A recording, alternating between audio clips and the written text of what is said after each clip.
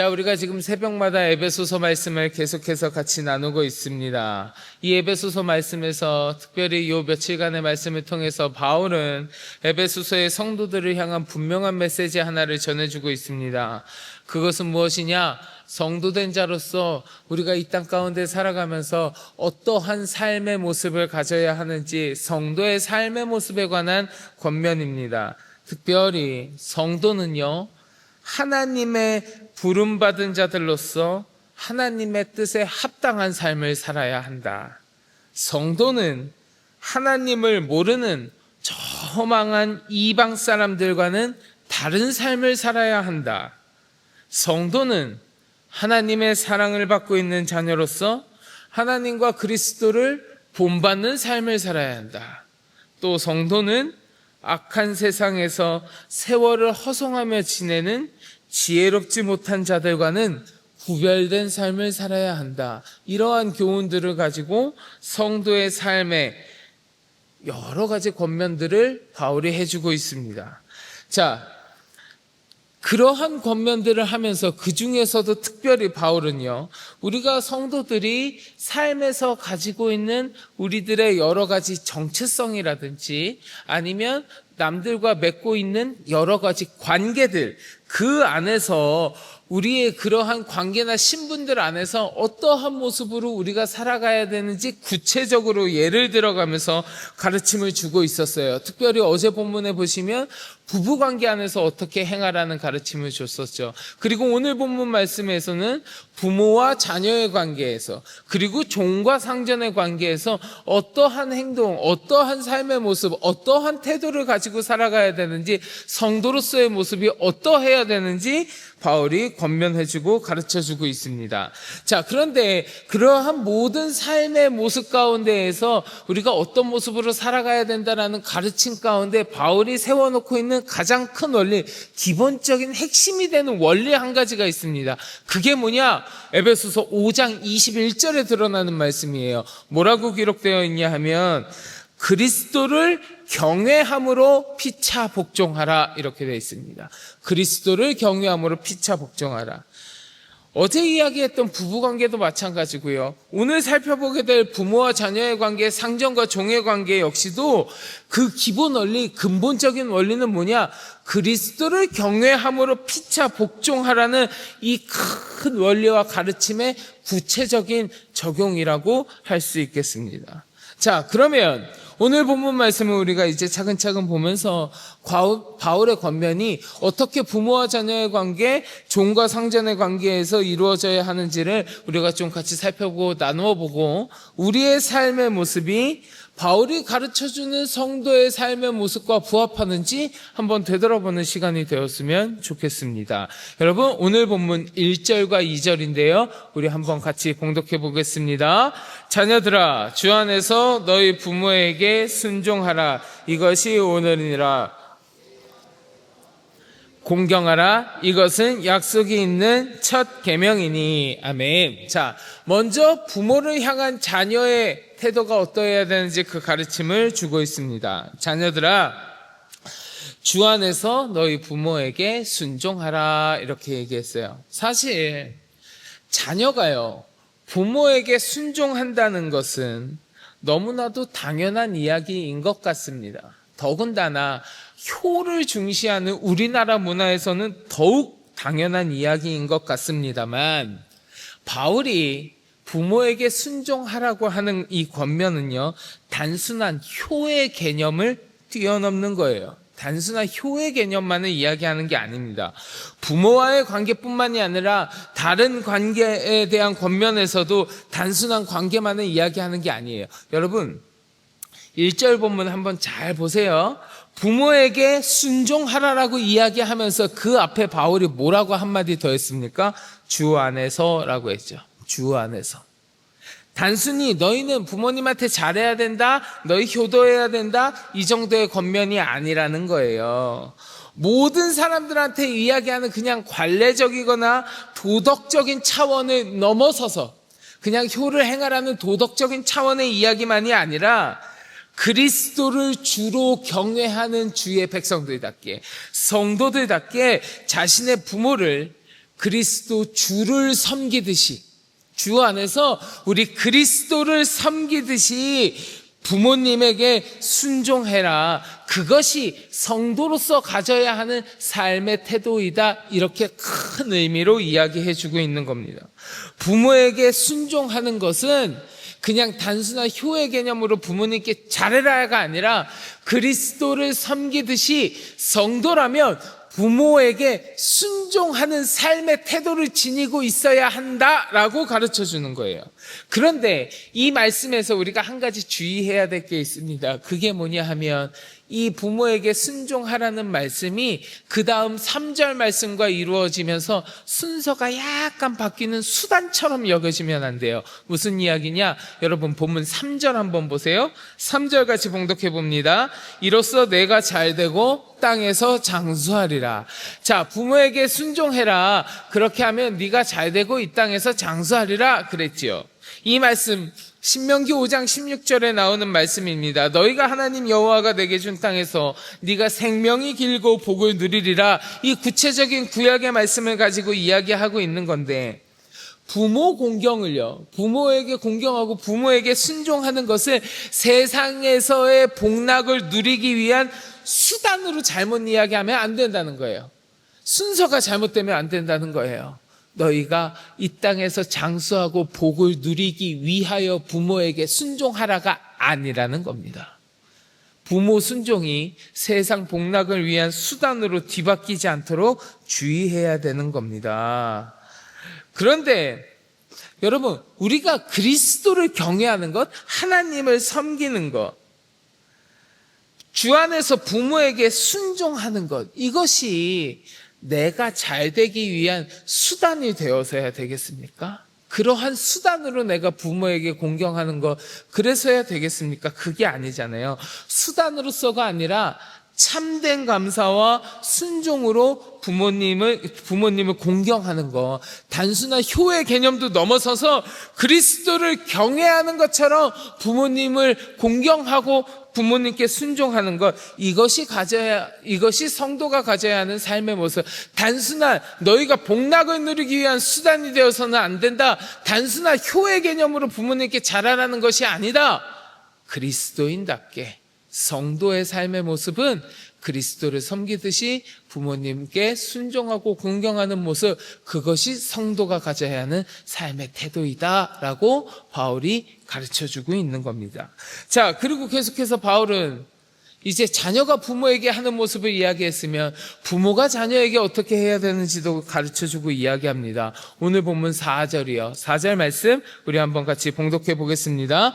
또 아비들아, 너희 자녀를 노엽게 하지 말고 오직 주의 교훈과 훈계로 양육하라. 아멘. 부모들은요, 자녀들을 향해서 자신들의 권한이나 특권을 막 행사하려고 하면 안 된다고. 자녀를 마치 나의 소유물처럼 여기면서 나의 욕심을 투영하고요, 지나친 욕으로 자녀를 노엽게 하는 어리석음을 범하지 말라고 그렇게 가르치고 있는 거예요. 가끔 부모님들 가운데 자녀들에게 자신의 욕심을 투영하는 분들이 있어요. 물론 내 자녀가 잘 되기를, 내 자녀가 더 좋은 삶을 살기를, 내 자녀를 위한 부모의 마음이야 다 한결같고 다 똑같겠지요. 그런데 그냥 단순히 내 자녀를 위한 마음을 넘어서서 자신의 욕심을 자녀에게 투영하시는 분들이 있습니다. 그래서 부당한 기대를 하거나 불공정하게 이야기하거나 무분별하게 비난하거나 사랑이 들어가 있지 않는 엄격한 잣대만을 자녀에게 들이대는 분들이 간혹 있습니다. 그러한 행동들은 자녀의 가슴 가운데 깊은 상처를 남기게 돼요. 근데 바울은 그러지 말라는 겁니다. 자녀를 그렇게 대하는 것이 아니야. 부모는 자녀에게 어떻게 해야 되느냐? 주의 교훈과 훈계로 양육하라. 주의 교훈과 훈계로 양육하라. 자, 여기서 교훈은 뭡니까?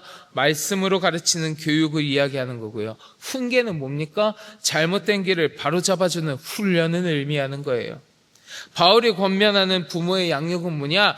자녀를 복종시키고 자녀에게 내 욕심을 투영시켜서 자녀를 내 마음대로 만들어 나가는 것이 아니라 그들이 스스로, 자녀가 스스로 하나님을 알고 하나님을 사랑하는 사람으로 자랄 수 있도록 스스로 믿음의 백성으로 길리움 받을 수 있도록 도와주라는 거예요. 영적인 양육을 하라는 겁니다.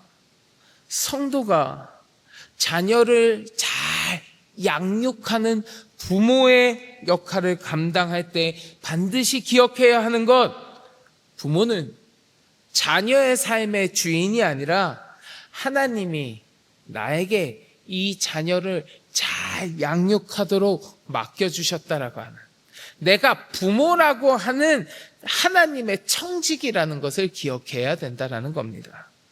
자, 우리 성도 여러분, 여러분들의 관계, 특별히 지금 같이 나눈 부모와 자녀와의 관계, 여러분이 가지고 계신 이 부모와의 자녀의 관계가 주님 안에서, 주 안에서 서로 존중하고 사랑으로 섬기는 관계가 되어서 풍성하신 하나님의 복을 누리는 귀하고 거룩한 아름다운 가정이 되시기를 주의 이름으로 간절히 축원합니다. 자, 계속해서 바울은 종과 상전의 관계도 설명하고 있거든요. 우리 오늘 본문 5절하고요 9절하고 함께 봉독해 보겠습니다. 먼저 5절입니다. 종들아, 두려워하고 떨며 성실한 마음으로 육체의 상전에게 순종하기를 그리스도께 하듯 하라.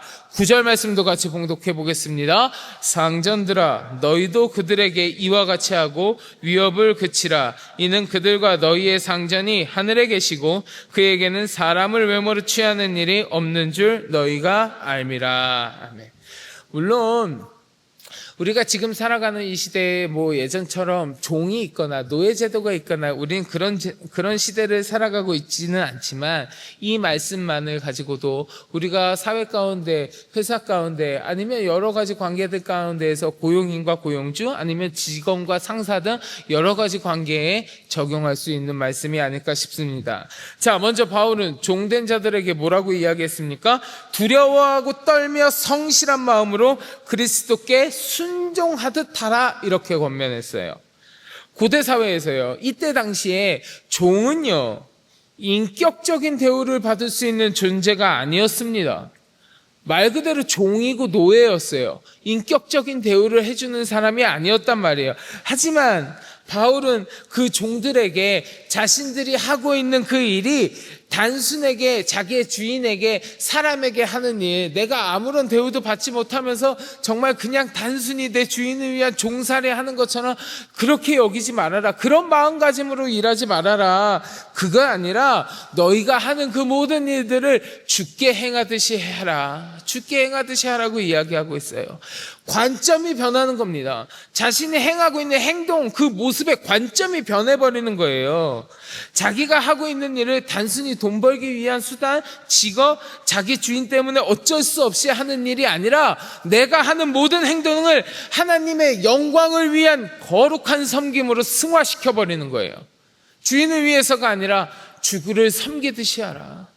단순한 일하고 그냥 흘러가는 시간, 그냥 흘러가는 일처럼 해버리지 말고 하나님의 거룩한 영광을 드러내듯이 일하라고 그렇게 이야기하는 겁니다. 사람을 기쁘게 하는 자처럼 눈가림만 하지 말고, 너희가 그냥 종으로서만 일하면 주인을 좀 기쁘게 해주려고 눈가림도 하고 그런 식으로 일하겠지만 그게 아니라 진정으로 하나님께 순종하는 마음으로 너희가 일하라고. 이러한 가르침이 우리의 일터에서 나의 삶 가운데 적용되면요, 우리 모든 일터에서의 삶은 단순히 직업적인 성공을 넘어서서 하나님께 드리는 예배가 될 수 있어요. 예배가 될 수.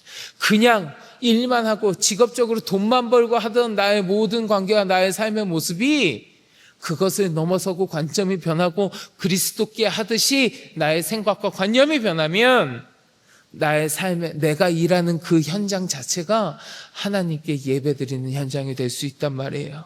자, 9절 말씀에 넘어가면 이제 상전들에게 이야기하는 겁니다. 똑같은 원리를 적용해요. 상전들아, 너희도 그들에게 이와 같이 하고 협박을 그치라. 이는 그들과 너희의 상전이 하늘에 계시고 그에게는 사람을 외모로 취하는 일이 없는 줄 너희가 알미라. 이렇게 얘기했죠. 이 말씀 자체가요, 이 바울의 9절 이야기 이 자체가 당시의 그 사회적인 통념을 뒤엎어버리는 아주 혁명적인 메시지였어요. 상전이요, 이때는 종과 노예가 있었던 때니까 상전이, 주인이 종을요 위협하고 협박하고 똑바로 하라고 막 억압하는 거예요. 사실은 너무나 당연한 일이었습니다. 종과 노예에게 행하는 주인의 관점에서 그들을 억압하고 그냥 막 부리는 것은 당연한 일이에요. 왜요? 종이잖아요. 노예잖아요. 내가 원하는 대로 그냥 일시키는 노예잖아요.